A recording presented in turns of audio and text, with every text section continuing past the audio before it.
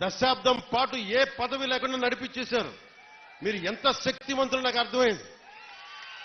ఏ మూలకెళ్ళినా యువత సీఎం అని అరుస్తుంటే చాలాసార్లు అరిచేవాళ్ళు. ఇక్కడే కదా అరిచింది మొదట, ఇక్కడేనా?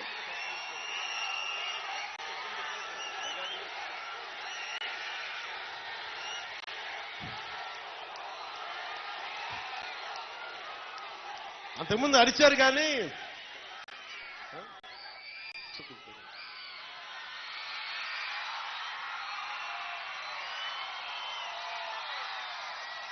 అప్పుడు ఇంకా కూటమిని పూర్తి స్థాయిలో అనౌన్స్ చేయలేదనుకోండి, మీరు సీఎం అంటుంటే సరే మీరు కోరుకుంటే అలా జరుగుతారు.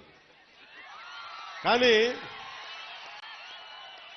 పురోహితిగా తల్లి ఏం చెప్పిందంటే, నాన్న సీఎం కాదు కానీ నువ్వు డిప్యూటీ సీఎం అవ్వదు కానీ నా మాట. అలాగే తల్లి, నువ్వు ఏది ఇస్తే అంత. నువ్వు పదవి ఇవ్వకపోతే గడప మీద సేవకుల్లా పనిచేస్తా, పదవి ఇస్తే బాధ్యతతో పనిచేస్తా. అది నువ్వు ఎమ్మెల్యేగా నుంచోబెట్టు, కార్యకర్తగా నుంచోబెట్టు, లేదంటే నీకు ఒక ఏం చేయమంటావు తల్లిది. నేను తల్లికి పాదాల దగ్గర ఉండేవాడిని. తల్లి ఏ బాధ్యత చెప్తే ఆ బాధ్యత నెరవేరుస్తాను. అలాంటి మీ శక్తి ఈ రోజున మీరు అనుకున్న శక్తి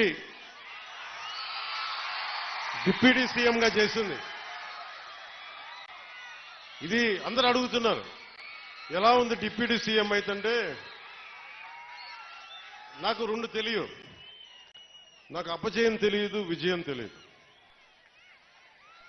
అలాగే నాకు పదవి ఉన్నప్పుడు ఎలా ఉంటుందో తెలియదు, పదవి లేనప్పుడు ఎలా ఉంటుంది. నేను అన్నిట్లో ఎప్పుడు సామాన్యంగానే ఉంటాను.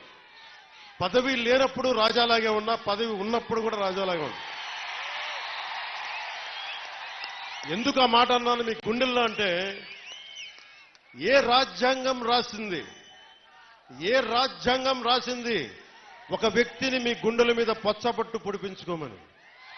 ఏ రాజ్యాంగం రాసింది ఒక ఆడబిడ్డ అన్నా అని ప్రేమగా పిలిచే పదం ఆత్మీయత? ఏ రాజ్యాంగం రాసింది ఒక తల్లొచ్చి నాన్న నా కొడుక అని చెప్పి ఆప్యాయతగా మాట్లాడేది? నా ఆయుష్ పోసుకొని కూడా నువ్వు చల్లగా ఉండని చెప్పి పెద్దలు మాట్లాడే ఏ రాజ్యాంగం రాసిచ్చింది? అందుకే అన్న, రాజ్యాంగ పదవులు ఈరోజు ఉన్నాయి, గౌరవిస్తా.